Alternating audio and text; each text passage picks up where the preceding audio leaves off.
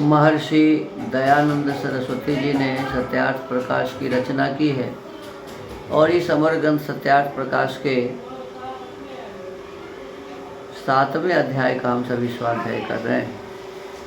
पिछले दिनों बताया गया था कि प्रश्नकर्ता पूछे थे कि क्या परमात्मा का अवतार होता है, तो स्वामी दयानंद सरस्वती जी कहते कि नहीं, परमात्मा का अवतार नहीं होता। प्रश्नकर्ता कहते हैं कि फिर रावण और कंस आदि के वध कौन करेंगे, कैसे होगा? तो स्वामी जी कहते हैं देखो, पहले तो सिद्धांत ये है कि जो जन्म लिया है वो मरेगा, तो रावण और कंस भी कभी मरता ही। दूसरी बात यह है कि जिस परमात्मा ने इतना बड़ा संसार बनाया, इतने जीव जंतुओं के शरीर बनाए, वह परमपिता परमात्मा, उनके सामने तो ये रावण और कंस के शरीर तो कीड़े के बराबर भी नहीं है। तो इस कीड़े को मारने के लिए, इतना बड़ा संसार बनाने वाले के लिए क्या बड़ी बात है? तो जब चाहे तब इसका मर्दन कर सकते हैं, तो इसके लिए उनको जन्म लेने की आवश्यकता नहीं है, ये तो ऐसे ही मार सकते हैं। दूसरी बात है, परमात्मा तो सब जगह रहते हैं। तो कहते हैं क्या परमेश्वर गर्भ में व्यापक नहीं था जो कहीं से आया? परमात्मा जब सब जगह है तो पहले से ही माँ के गर्भ में था, सबके गर्भ में था, तो फिर कहाँ से आया? और बाहर नहीं था जो भीतर से निकला। और परमात्मा जब सब जगह है तो पहले से ही बाहर में था, तो गर्भ से निकला बाहर, ये कैसे कहा जा सकता है? ऐसा ईश्वर के विषय में कहना और मानना दोनों विद्याहीनों का काम है। विद्याहीनों के सिवाय कौन कह और मान सकेगा? इसलिए परमेश्वर का जाना आना, जन्म मरण कभी सिद्ध नहीं हो सकता। इसलिए ईसा मसीह, गौतम बुद्ध, मोहम्मद साहब, जितने भी संसार में महापुरुष हुए, ये सभी ईश्वर के अवतार नहीं, ये मनुष्य थे, ऐसा समझ लेना। क्योंकि वे राग, द्वेष, क्षुधा, तृषा, भय, शोक, दुख, सुख, जन्म मरण आदि गुणयुक्त होने से मनुष्य थे। ये सभी गुण उनमें थे, इसीलिए वो मनुष्य थे। वे कहते हैं ईश्वर अपने भक्तों के पाप क्षमा करता है व नहीं करता है? तो कहते हैं महर्षि कि नहीं, परमेश्वर किसी के भी पाप क्षमा नहीं करते, क्योंकि जो पाप क्षमा करे तो उसका न्याय नष्ट हो जाए। परमात्मा यदि पाप क्षमा करने लगे तो फिर न्याय किसका करेंगे? पाप क्षमा करने का मतलब होता है कोई अपराध करे और उसको दंड न दिया जाए, तो ये क्षमा करना हुआ। तो परमात्मा ऐसा नहीं करते। यदि ऐसा करेंगे तो न्यायकारी नहीं कहाएंगे, न्याय नष्ट हो जाए और सब मनुष्य महापापी हो जाए। जब पाप क्षमा हो जाएगा तो ऐसा समझेगा कि जब पाप हमारा क्षमा ही हो गया तो थोड़ा और भी पाप कर लेते हैं, फिर क्षमा हो जाएगा, फिर कर लेते हैं, फिर क्षमा हो जाएगा। तो इस प्रकार से संपूर्ण संसार के मनुष्य महापापी हो जाएंगे। जैसे राजा अपराधियों के अपराध को क्षमा कर दे तो वे उत्साहपूर्वक अधिक अधिक बड़े बड़े पाप करें, क्योंकि राजा अपना अपराध क्षमा कर देगा और उनको भी भरोसा हो जाए कि राजा से हम हाथ जोड़ने आदि चेष्टा कर अपने अपराध छुड़ा लेंगे। और जो अपराध नहीं करते वे भी अपराध करने से न डरकर पाप करने में प्रवृत्त हो जाएंगे। जहाँ कहीं भी घूस आदि है, लोग जो घूस देकर के काम करवा लेते हैं, तो उनके मन में ये हो गया है कि भाई चलो हमारा काम तो घूस देने से हो जाएगा। और पुलिस वाले भी ये समझते हैं चलो मुझे इसके माध्यम से थोड़ा सा पैसा मिल जाएगा। तो इस प्रकार से अपराध बढ़ता जा रहा है, बढ़ता जा रहा है, बढ़ता जा रहा है। तो ये अपराध बढ़ाने का ये मूल कारण है। इसलिए सब कर्मों का फल यथावत देना ही ईश्वर का काम है, क्षमा करना नहीं। परमेश्वर का काम क्षमा करना नहीं है, परमेश्वर का काम सबके अच्छे बुरे कर्मों का ठीक ठीक फल देना है। अब आगे कहते हैं कि जीव स्वतंत्र है व परतंत्र है। कहते हैं अपने कर्तव्य कर्मों में स्वतंत्र है। मनुष्य को जो अपना काम है उस काम के करने में मनुष्य स्वतंत्र है और ईश्वर की व्यवस्था में परतंत्र है। लेकिन परमात्मा की जो व्यवस्था है उसमें सभी परतंत्र हैं। कहते स्वतंत्र है कर्ता, यह पाणिनि व्याकरण का सूत्र है। पाणिनि मुनि कहते हैं कि काम करने वाला जो है वो स्वतंत्र होता है, कर्ता जो है वो स्वतंत्र होता है। जो स्वतंत्र अर्थात स्वाधीन है वही करता है। जो स्वतंत्र अर्थात स्वाधीन है वही करता है। प्रश्न करता है कि स्वतंत्र किसको कहते हैं? उत्तर देते हैं जिसके अधीन शरीर, ये हमारा अपना जो शरीर है हमारे अधीन है। फिर प्राण, ये श्वास हमारे अधीन है। इंद्रिय, 5 ज्ञानेंद्रियाँ और 5 कर्मेंद्रियाँ हमारे अधीन है, हम अपनी इच्छा से इसका प्रयोग करते हैं। और अंतःकरण आदि मन, बुद्धि, चित्त और अहंकार, ये सभी हमारे अंतर्गत है, हमारे अधीन है। हम स्वतंत्रता से अपने इन शरीर, प्राण, इंद्रिय और अंतःकरण का प्रयोग करते हैं। जो स्वतंत्र न हो तो उसको आप पुण्य का फल प्राप्त कभी नहीं हो सकता। यदि मान लीजिए हम में स्वतंत्रता न हो इस शरीर के अवयवों का प्रयोग करने का, तो फिर हमें तो फिर पाप का भी फल नहीं मिलेगा। क्योंकि जैसे भृत्य, नौकर, स्वामी, मालिक और सेनाध्यक्ष की आज्ञा अथवा प्रेरणा से युद्ध में अनेक पुरुषों को मार के अपराधी नहीं होते। यदि सेनाध्यक्ष आदेश देता है मारने का तो फिर उसे दंड नहीं दिया जा सकता। लेकिन यदि बिना आदेश का किसी को मारता है तो उसको दंड मिलता है। वैसे परमेश्वर की प्रेरणा और अधीनता से काम सिद्ध हो तो जीव को पाप व पुण्य न लगे। यदि परमात्मा ही आदेश दे कि तुम पाप करो तो फिर पापी को दुख क्यों होगा? उस फल का भागी प्रेरक परमेश्वर होवे। स्वर्ग नरक अर्थात सुख दुख की प्राप्ति भी परमेश्वर को होवे। जब आदेश परमेश्वर देगा तो फल भी तो परमेश्वर ही भोगेगा। जैसे किसी मनुष्य ने शस्त्र विशेष से किसी को मार डाला तो वही मारने वाला पकड़ा जाता है, शस्त्र नहीं, और वही दंड पाता है, शस्त्र नहीं।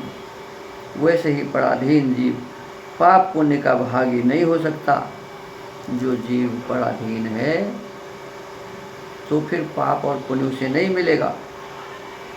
इसलिए अपने सामर्थ्यानुकूल कर्म करने में जीव स्वतंत्र, जो हमारा सामर्थ्य है उस सामर्थ्य के अनुसार काम करने में हम स्वतंत्र हैं।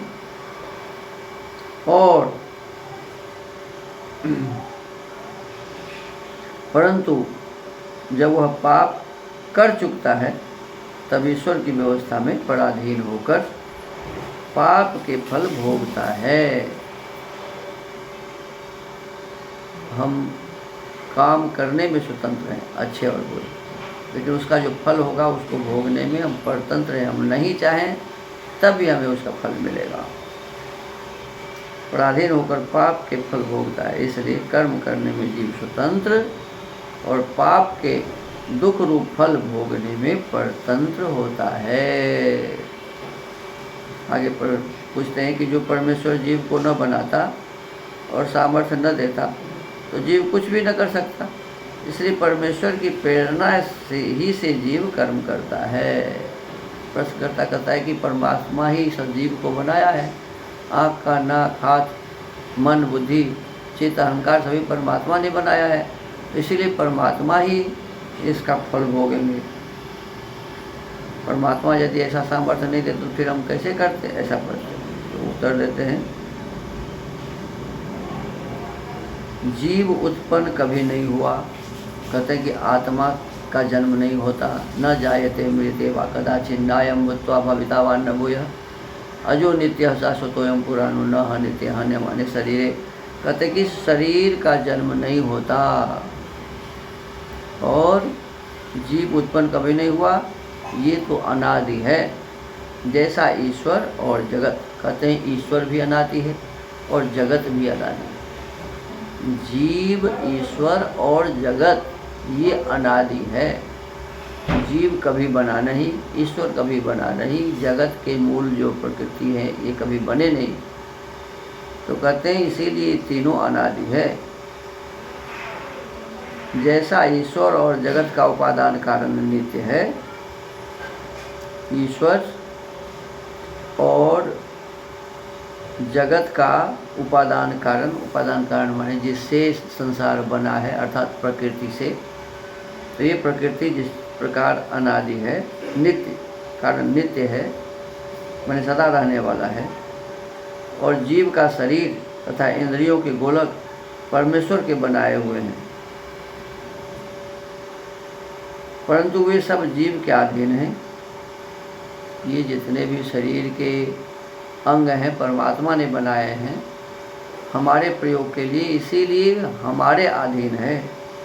जो कोई मन कर्म वचन से पाप पुण्य करता है, अपने मन से भी अपने वाणी से ही वे अपने कर्म से भी यदि कोई पुण्य करता है वह पाप करता है, तो पुण्य और पाप का फल वही भोगता है, ईश्वर नहीं।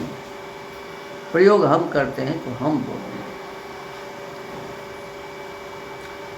जैसे किसी कारीगर ने पहाड़ से लोहा निकाला, उस लोहे को किसी व्यापारी ने लिया, उसकी दुकान से लोहार ने ले तलवार बनाई, उससे किसी सिपाही ने तलवार ले ली, फिर उससे किसी को मार डाला। अब यहाँ जैसे वह लोहे को उत्पन्न करने वाला, उससे लेने वाला, तलवार बनाने वाला और तलवार को पकड़कर राजा दंड नहीं देता, किंतु जिसने तलवार से मारा वही दंड पाता है। तलवार को बनाने वाला या तलवार दोषी नहीं होता, तलवार का जो प्रयोग किया है जिसने मारा है वह दोषी है, वो दंड पाता है। ठीक इसी प्रकार परमात्मा ने इस शरीर को बनाया है और हमारे इस शरीर के अवयव के माध्यम से मैं इसका प्रयोग करता हूँ, तो जो इसका प्रयोग करता है वह आत्मा ही, जीवात्मा ही इसके माध्यम से सुख और दुख पाएगा और पाता है। इसी प्रकार शरीर आदि की उत्पत्ति करने वाला परमेश्वर उसके कर्मों का भोक्ता नहीं होता। परमात्मा बनाया है इसीलिए भोगेगा वो, ये बात गलत है। परमेश्वर शरीर आदि की उत्पत्ति करने वाला परमेश्वर उसके कर्मों का भोक्ता नहीं होता, किंतु जीव को भुगाने वाला होता है। जो परमेश्वर कर्म कराता होता तो कोई जीव पाप नहीं करता। कहते हैं परमेश्वर ही यदि कर्म कराते तो फिर जीव कोई पाप नहीं करता, क्योंकि परमेश्वर पवित्र और धार्मिक होने से किसी जीव को पाप करने में प्रेरणा नहीं करता। कहते परमेश्वर किसी को नहीं कहता कि तुम गलत करो, झूठ बोलो, चोरी करो, हिंसा करो। तो इस प्रकार की बातें परमेश्वर की नहीं है, क्योंकि वो स्वयं पवित्र है। तो परमेश्वर पवित्र और धार्मिक होने से किसी जीव को पाप करने की में प्रेरणा नहीं करता, इसलिए जीव अपने काम करने में स्वतंत्र है। जैसे जीव अपने कामों के करने में स्वतंत्र है, वैसे ही परमेश्वर भी अपने कर्मों के करने में स्वतंत्र है। जीव अपने काम को करने में स्वतंत्र है और परमेश्वर अपने काम को करने में। परमेश्वर 5 काम करता है, संसार को बनाता है, फिर संसार को चलाता है, फिर संसार को प्रलय कर देता है। ये 3 काम हुए। और हमारे आपके अच्छे बुरे कर्मों का फल भी परमेश्वर देते हैं। कर्मों का फल देना परमेश्वर का काम है। और एक काम है कि परमेश्वर सृष्टि के आदि में वेद रूपी ज्ञान देते हैं, जिस ज्ञान के माध्यम से हम अपने इस जीवन को मोक्ष के योग्य बनाते हैं। तो उस ज्ञान को प्राप्त करके, क्योंकि ज्ञान से ही मुक्ति होती है और ज्ञान वेद में है, परमात्मा ने दिया है, तो परमात्मा ज्ञान देते हैं हमारे आपके लिए, जिससे हम मोक्ष प्राप्त कर सकें। वेद रूपी ज्ञान परमात्मा देते हैं, जिसके माध्यम से हम मोक्ष को प्राप्त कर सकते हैं। हमारे आपके अच्छे बुरे कर्मों का फल परमात्मा देते हैं, क्योंकि वो न्यायकारी है। अच्छे कर्मों का फल सुख और बुरे कर्मों का फल परमात्मा दुख देते हैं। परमात्मा इस संसार को बनाता है, चलाता है और प्रलय कर देता है। ये परमात्मा के काम है। तो परमात्मा इन काम को करने के लिए किसी की सहायता नहीं लेता, वह स्वयं उस काम को करता है। तो स्वतंत्रता से परमात्मा अपना काम करता है और जीव अपने सामर्थ्य के अनुसार अपना काम करता है। आगे कहते हैं, जैसे जीव अपने कर्मों के करने में स्वतंत्र है, वैसे ही परमेश्वर भी अपने कर्मों के करने में स्वतंत्र है। अब प्रश्नकर्ता कहता है कि जीव और ईश्वर का स्वरूप, गुण, कर्म और स्वभाव कैसा है? माने जीव का स्वरूप क्या है, ईश्वर का स्वरूप क्या है, ईश्वर के गुण क्या हैं, जीव के गुण क्या हैं, कर्म क्या है, इसके स्वभाव कैसा है? उत्तर देते हैं, दोनों चेतन स्वरूप है। माने जीव भी चेतन स्वरूप है और ईश्वर भी चेतन स्वरूप है। स्वभाव दोनों का पवित्र है, जीव भी पवित्र है और परमेश्वर भी पवित्र है। अविनाशी है, जीव भी अविनाशी है और परमेश्वर भी अविनाशी है। और धार्मिकता आदि है, जीव भी धार्मिक है और ईश्वर भी धार्मिक है। अब विशेष क्या है? तो कहते परंतु परमेश्वर की सृष्टि, परमेश्वर की में विशेषता क्या है? वो सृष्टि की उत्पत्ति करता है जो जीव नहीं कर सकता, चलाता है जो जीव नहीं चला सकता, प्रलय करता है जो जीव नहीं कर सकता, सबको नियम में रखता है। संसार में जितने भी जीव जंतु और पदार्थ हैं सबको नियम में रखता है। जीवों को पाप पुण्यों के फल देने, संसार में जितने भी पदार्थ देख रहे हैं, सूर्य, चंद्र, पृथ्वी, सभी नियम से काम कर रहे हैं। सूर्य के चारों ओर पृथ्वी घूम रही है, पृथ्वी के चारों ओर चंद्रमा घूम रही है। इस प्रकार से जितने भी ग्रह हैं, सभी ग्रह सूर्य के चारों ओर घूम रहे हैं। और एक बृहस्पति ग्रह है जिसके 79 चंद्रमा हैं, उपग्रह हैं, और सभी उसके चारों ओर घूमते रहते हैं।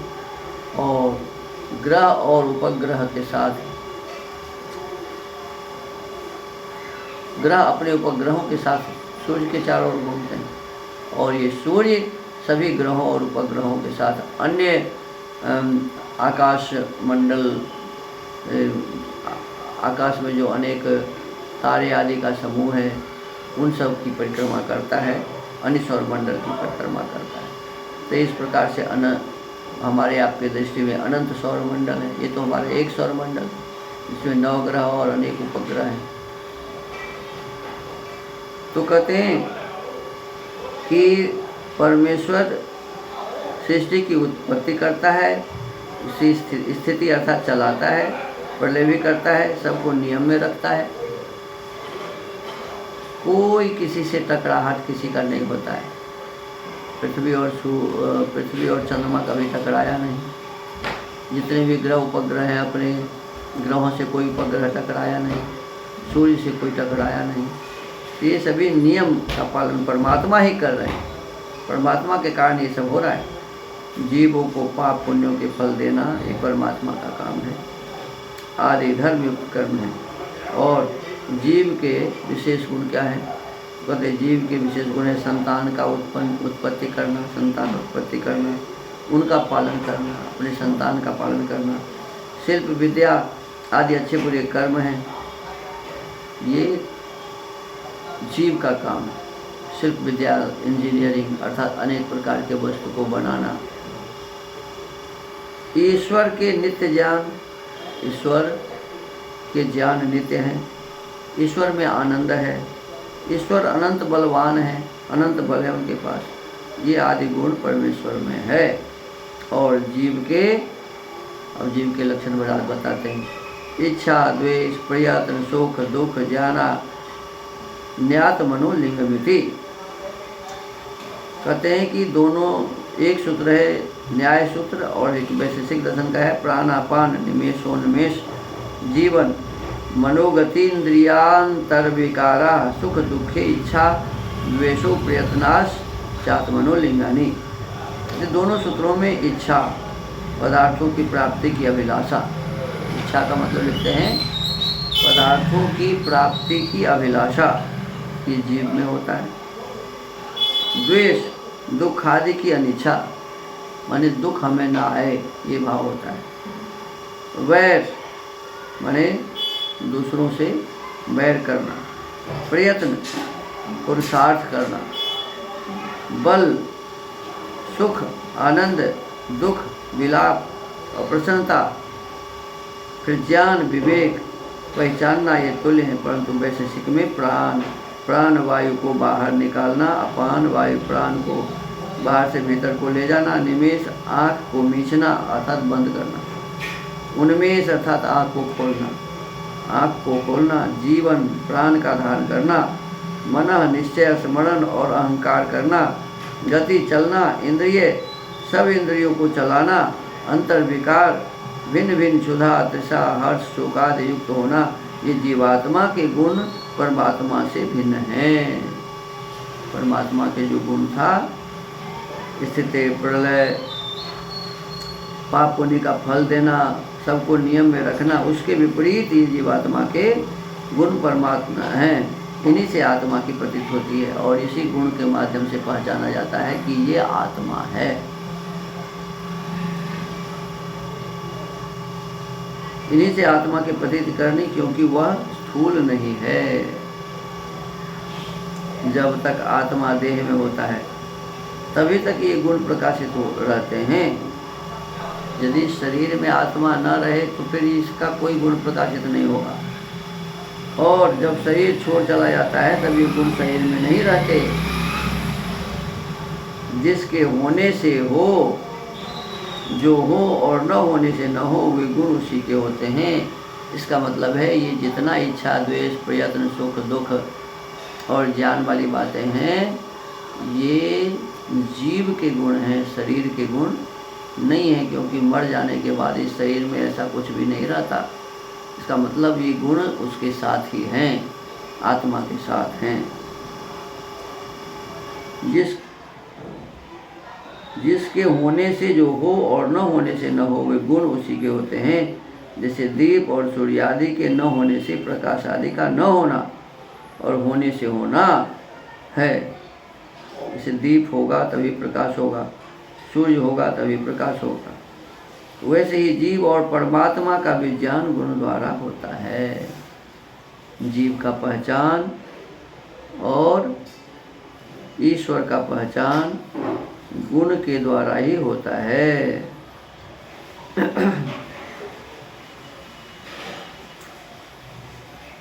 जीव और परमात्मा का विज्ञान अर्थात विशेष ज्ञान गुण द्वारा ही होता है। परमात्मा के गुण जो ऊपर बताए गए और जीवात्मा के गुण जो भी बताए गए। अब प्रश्नकर्ता कहते हैं कि परमेश्वर त्रिकालदर्शी है, इससे भविष्यत की बातें जानता है। वह जैसा निश्चय करेगा जीव वैसा ही करेगा। इससे जीव स्वतंत्र नहीं और जीव को ईश्वर दंड भी नहीं दे सकता, क्योंकि जैसा ईश्वर ने अपने ज्ञान से निश्चित किया है वैसा ही जीव करता है। और फिर प्रश्नकर्ता कहता है कि नहीं, परमेश्वर तो तीनों काल में देखता है, इससे भविष्यत की बातें वो जानता है। वह जैसा निश्चय करेगा जीव वैसा ही करेगा। तो परमात्मा ही निश्चित कर देते हैं कि तुमको ये करना है, पाप करना है, पुण्य करना है। इससे जीव स्वतंत्र नहीं और जीव को ईश्वर दंड भी नहीं दे सकता, क्योंकि जैसा ईश्वर ने अपने ज्ञान से निश्चित किया है वैसा ही जीव करता है। तो फिर जीव को क्यों दंड मिलेगा? अब उत्तर देते हैं, ईश्वर को त्रिकालदर्शी कहना मूर्खता का काम है। देखो, ईश्वर को त्रिकालदर्शी कहना माने तीनों काल की बातें जानता है, ऐसा कहना मूर्खता का काम है। क्योंकि जो होकर न रहे वो भूतकाल माने जो बीत गया, होकर न रहे वो भूतकाल, और न होके होवे वह भविष्यत काल। जो अभी है नहीं बाद में होगा ये भविष्यत काल कहता है। क्या ईश्वर को कोई ज्ञान होके नहीं रहता? तो मतलब ईश्वर का ज्ञान सदा रहता है। यानी कि हो था और अभी नहीं है। हो के क्या ईश्वर को कोई ज्ञान हो के नहीं रहता तथा न हो के होता है?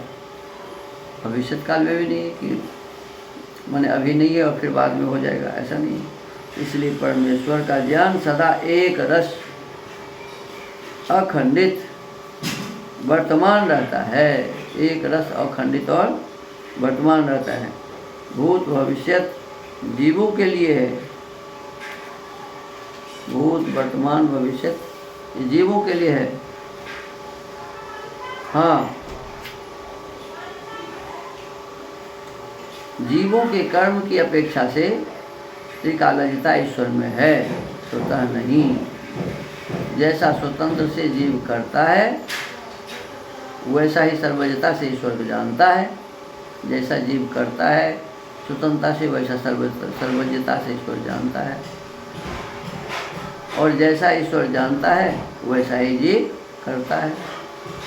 अर्थात भूत भविष्यत वर्तमान के ज्ञान और फल देने में ईश्वर स्वतंत्र और जीव किंचित वर्तमान और कर्म करने में स्वतंत्र है। ईश्वर का अनादि ज्ञान होने से जैसा कर्म का ज्ञान है वैसा ही दंड देने का भी ज्ञान अनादि है।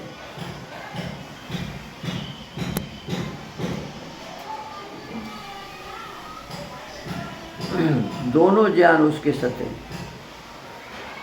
क्या कर्म ज्ञान सच्चा और दंड ज्ञान मिथ्या कभी हो सकता है? जैसा कर्म है वैसा ही दंड मिल रहा है, इसलिए इसमें कोई भी दोष नहीं आता। तो प्रश्नकर्ता कहते हैं कि जीव शरीर में भिन्न विभू है व परिच्छिन्न, तो उत्तर देते हैं परिच्छिन्न। जो विभू होता तो जागृत स्वप्न सुक्ति मरण जन्म संयोग वियोग जाना आना कभी नहीं हो सकता।